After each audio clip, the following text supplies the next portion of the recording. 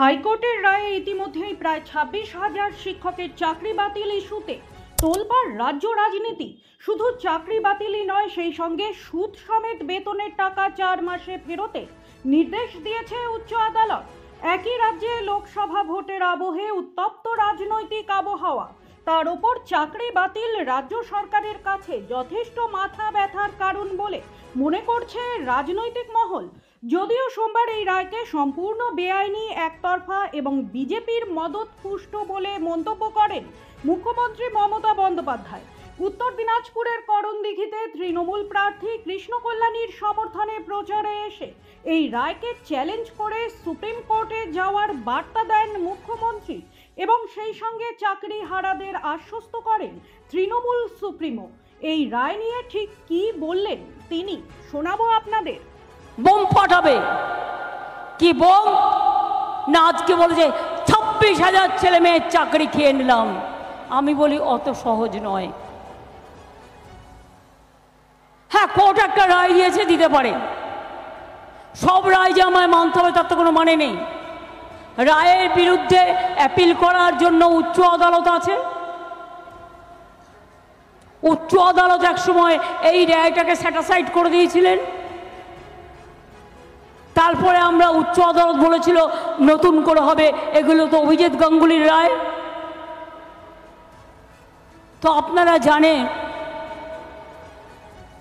ওই কাকের রা কাকাই হয়, কাকের কর্কশ গলা কখনো চেঞ্জ হয় না।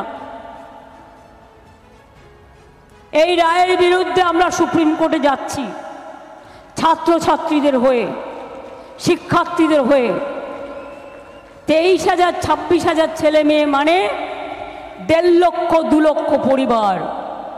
আবার বলে কিনা 4 সপ্তাহের মধ্যে টাকা ফেরত দাও। চুরি করে ফেরত দেবে না ডাকাতি করে ফেরত দেবে?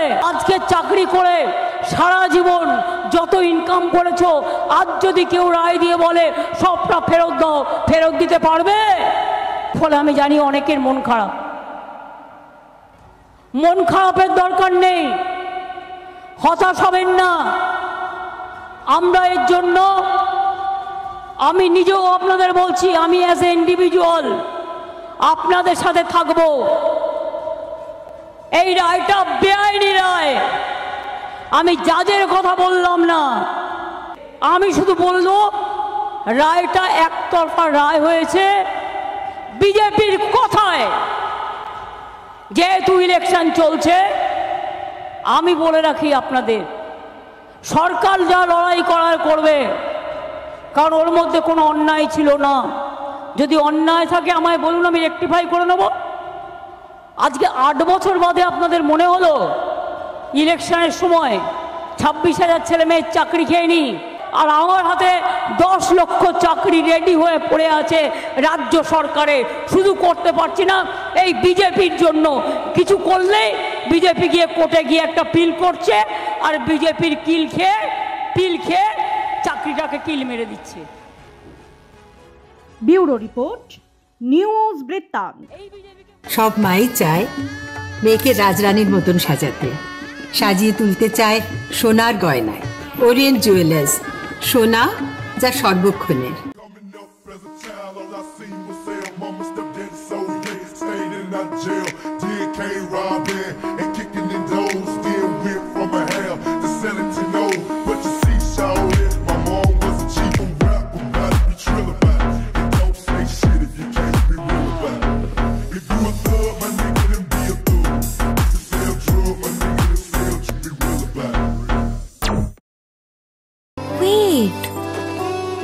So this was your wedding look. Oh my god, Tammy, you look pretty. Dhaka থেকে যখন আইছিলাম, এই হগল আমার মা আমারে পরাইয়া দিছিল। It's so authentic, Tammy. I will go for this look. But what about my goina? সাদা রঙের রুমালটিতে গোলাপি রঙের কাজ, সব মিলিয়ে দারুণ হবে নতুন কনের সাজ। আমার গয়না আমার শ্রী ঢাকা জুয়েলার্স, আভিজাত্যের গয়না। ছোট ছোট অনুভূতি, স্মৃতিগুলো থেকে যায় সব সময় আদরে। কুকু কুকু, কিরে হলো? আসছি। লকডাউন সময় তো হয়ে এলো। কিছু স্মৃতির ভাজেই তোলা থাকে শুভারম্ভে প্রাপ্তি। 50 বছরের অভিজ্ঞতায় আগ্নেশ্বর জুয়েলার্স, নিখুঁত গয়নার কারিগরি। Agneshwar jewellers, NS road, Raiganj.